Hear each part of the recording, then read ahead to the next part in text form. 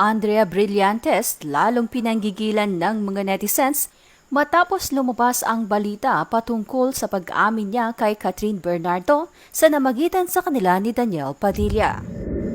Muling nabuhay ang kikil ng mga netizens kay Andrea Brillantes. Matapos ilabas ng pep.ph ang mga detalye patungkol sa ginawang pag-amin ni Andrea Brillantes na may namagitan nga sa kanilang dalawa ni Daniel Padilla.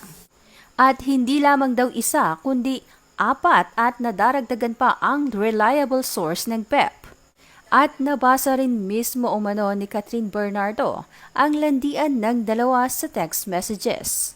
At dahil nga dito ay muling binalikan ng mga netizens at Katniel fans si Andrea Brillantes lalo na sa kanyang social media account. Bukod sa mga negatibong komento patungkol sa pagiging third party, ay may netizens rin na nakapansin na wala umanong ibang celebrities na nagko-comment o nagla-like sa mga Instagram post ni Andrea. Komento ng isa, ba't walang ibang sikat na artista nagko-compliment? Napa-OMG naman ang isang netizen at aniya, OMG, deleted na comment ko about shinare ko lang naman na hindi siya lumalabas sa dressing room niya kasi wala gaanong pumapansin ng mga co-artist niya. Anong masama doon? Dagdag naman ng isa, wala kahit isang legit na celebrity na nag-comment. Alam nyo na ibig sabihin noon. Komento pa ng isa, mukhang wala ng ibang artistang magko-compliment sa'yo girl. Ganon karuming tingin sa'yo ng lahat. Pasupport ka na lang dun sa friend mong pakaratri na si Bea. Tanong naman ng isa pang netizen, anong feeling na hindi ka pinapansin ng mga kasamahan mong artista? Puna pa ng isang netizen, admired by her fans but not even one of the influential artists. Komento naman ng isa, pep.ph, pwede silang kasuhan kung wala silang evidence. Pero dahil nag-name drop na sila, ibig sabihin, may hawak na mga resibo na yan, hindi nila basta ipapalita yan kung wala silang hawak dahil pwede silang kasuhan. Tanong naman ng isa pang netizen, anong feeling na hindi ka pinapansin? Yung parang hangin ka lang? Nakakatakot kasi baka mamaya yung partner naman nila ang agawin.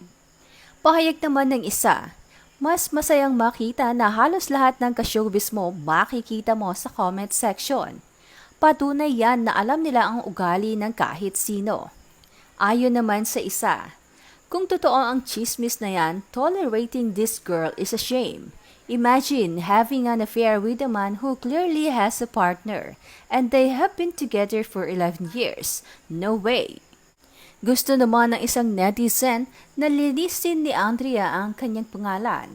Anito, the girl living in issues. I hope everything became a lesson to you. Face your issues. Have a class. Respect yourself and others. Sayang beauty mo and talent mo kung lagi ka nalang involved sa issue without clearing your name, which is so simple. Binansaga naman ng isang netizen si Andrea bilang the most hated celebrity in the end of 2023. Ayon naman sa isang netizen ay hindi magandang halimbawa si Andrea Brillantes. Komento niya, masyadong pinapatronize ng mga tao kahit hindi na magandang halimbawa. Nagiging sensation pa yung mga ganitong klaseng tao.